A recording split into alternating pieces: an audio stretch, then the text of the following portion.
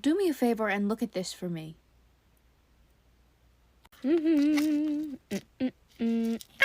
A green one. I suck at this so bad.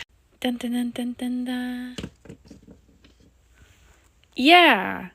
Oh, that one's lower. Oh. Oh. Oh. Oh no, whatever will you do? You're making a furler bead and you realize the pegboard doesn't fit the pattern. Well, allow me to show.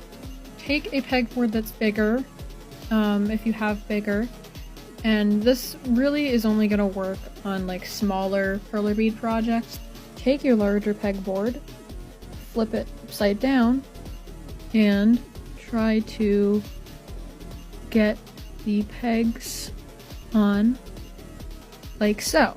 Then once you kind of have it like, you know, sandwiched between the pattern, try to flip it over, but be very careful when you do. I couldn't film that part, but I just kind of slid it to the edge of the table and then grabbed it and flipped it over, and then very carefully pick this part up, and then boom, you've transferred the pattern. And then you can just finish off the pattern like so. I'm like so close to being finished with this bag. Unfortunately, I've run out of monocord, so I thought we'd have a moment of silence before I rip apart this unfinished frog. Okay. Oh, this is gonna take forever.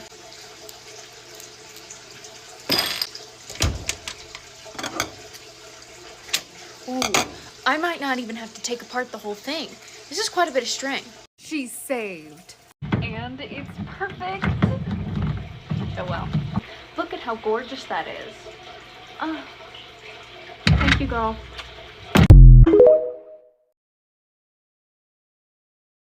Alright, here is a tutorial on how to do a ladder cuff. You're going to need 4 arms lengths of string. So I'm going to take a white bead and put it on my string and bring it all the way down. Take another and do the crisscross method and bring it back down. Here it is again, and I'm going to repeat this until I get a long enough bracelet to fit around my wrist. Next, I take my 2 pieces of string and do the crisscross method on the other end of the bracelet. I recommend putting needles on your string now. Next, I take a gray bead and use my crisscross method through it. Then, I use the crisscross method through the next bead on the bottom level. I repeat the crisscross and then crisscross through the bottom level and repeat that all the way around. I move my string up to the next level and I repeat. You're going to need to go around your last row of beads one more time. So use your crisscross and just crisscross through all of the beads. And you're all done.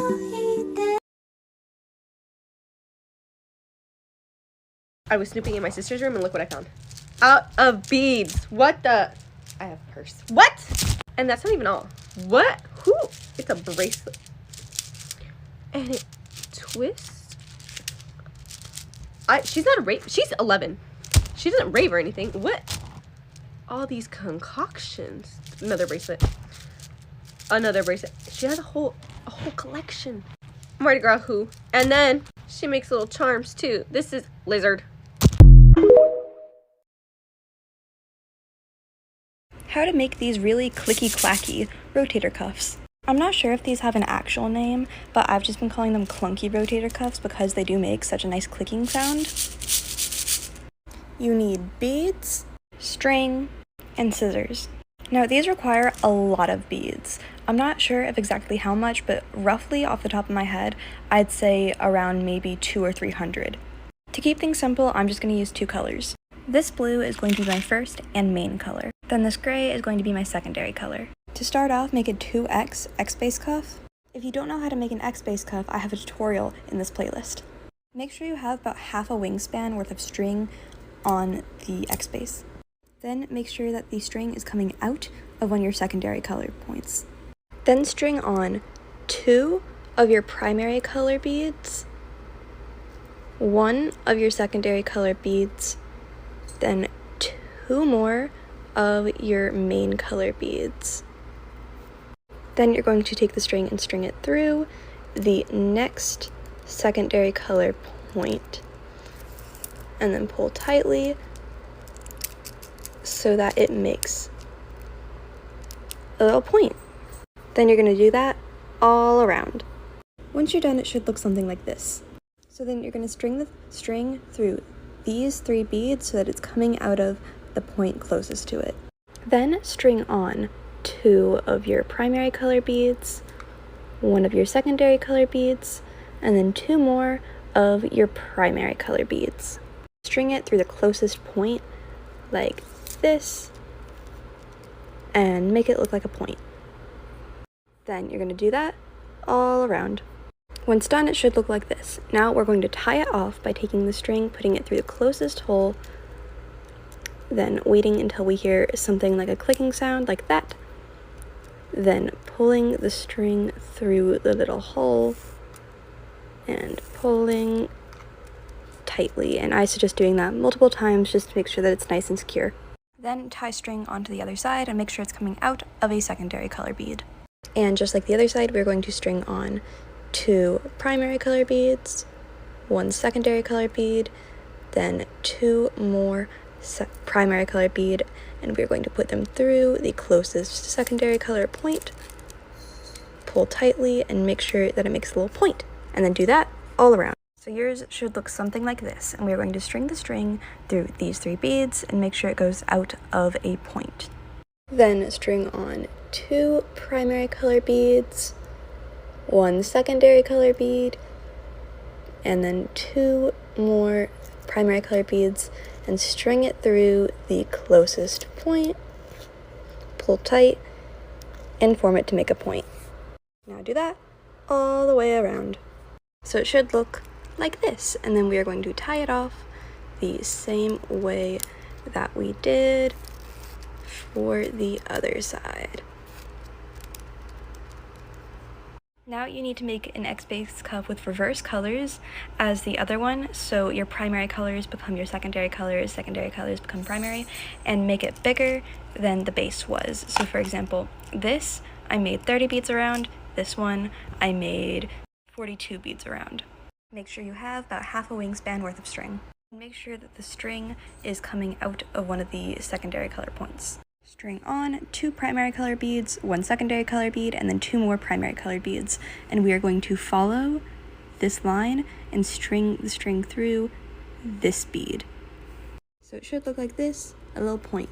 And then we're going to string on just as many beads again, and then follow the line and do that all around.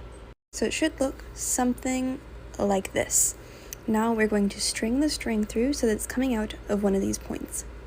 Once it's coming out of a point, string on 2 primary color beads, and then string it through one of these beads so that it does that. Then string on 2 more primary color beads and put it through the point, and then continue on like that throughout the entire bracelet. Once you're done, it'll look something like this, and to tie it off, we are going to take the string and get it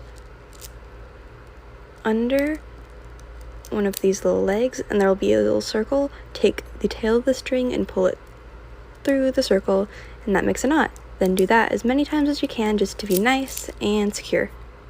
Cut the tails off of both of your projects, and then just put that onto it, and then you're done. If you like the cuff I made in this video, or any of these, I have an Etsy shop where they're listed. It's called Rainy Days Creations. You can see how it's spelled in the top, and the link is in my bio.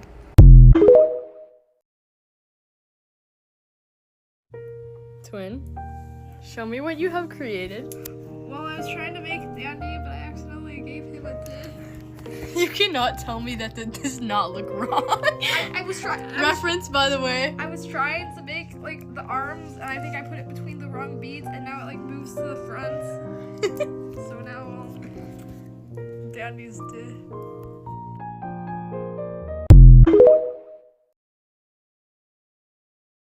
Oh, look who controls all the islands. It's the Mahajapit, Majahapit, Mapajahit, Mahapajit, Mapajahit, Majapahit. What I thought would sell versus what actually sold well. What I thought, stinky baby bracelet. What actually did, poopy kitty sticker. What I thought, K-Canes. Poopy kitty sticker. Shaker poopy kitty sticker. Rotating candy cups. Poopy kitty sticker. Kitty cup. Poopy kitty sticker.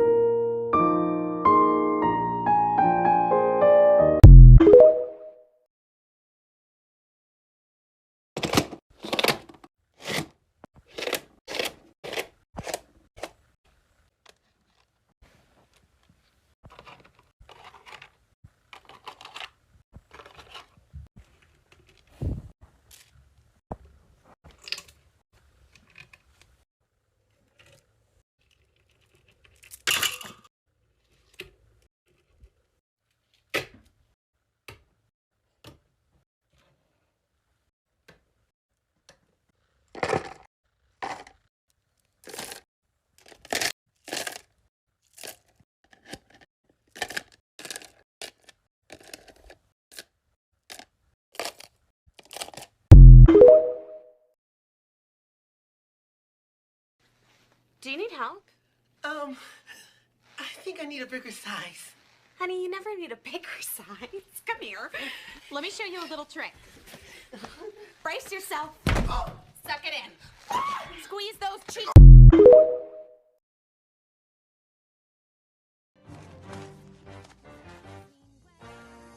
Holy shit, is this true? Alice just been defeated by Lucifer?